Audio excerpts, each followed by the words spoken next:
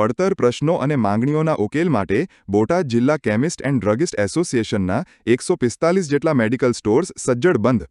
Chemist અને druggist વ્યવસાય સાથે સંકળાયેલા વ્યાપારીઓના વિવિધ પડતર પ્રશ્નો અને લાંબા સમયની વ્યાજબી માંગણીઓના ઉકેલ માટે આજરોજ તારીખ 20/5/2026ના દિવસે Botad chemist and druggist association દ્વારા મેડિકલ સ્ટોર્સ સજ્જડ બંધ પાડવામાં આવ્યું હતું. એઆઈસીઓડીના માર્ગદર્શન હેઠળ અને બોટાદ કેમિસ્ટ એન્ડ ડ્રગિસ્ટ એસોસિએશનના પ્રમુખ અમિતભાઈ પટેલની આગેવાની હેઠળ આ બંધનું એલાન આપવામાં આવ્યું હતું.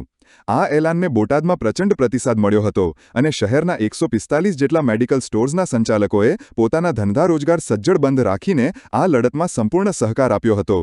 એસોસિએશનના પ્રમુખ અમિતભાઈ પટેલે જણાવ્યું હતું કે દવા બજાર સાથે સંકળાયેલા વ્યાપારીઓ લાંબા સમયથી અનેક પડતર પ્રશ્નોનો સામનો કરી રહ્યા છે. વારંવાર રજૂઆતો કરવા છતાં તંત્ર દ્વારા કોઈ નક્કર ઉકેલ ન આવતા અંતે એઆઈસીઓડીના આદેશ અનુસાર આજે આ બંધ પાડવામાં આવ્યો છે. બોટાદના 145 મેડિકલ સંચાલકોએ એક જૂથ થઈને પોતાની એકતાનું ઉત્તમ ઉદાહરણ પૂરું પાડ્યું છે. અમારી માંગણીઓ પ્રત્યે તાત્કાલિક ધ્યાન આપવામાં આવે તે અત્યંત જરૂરી છે.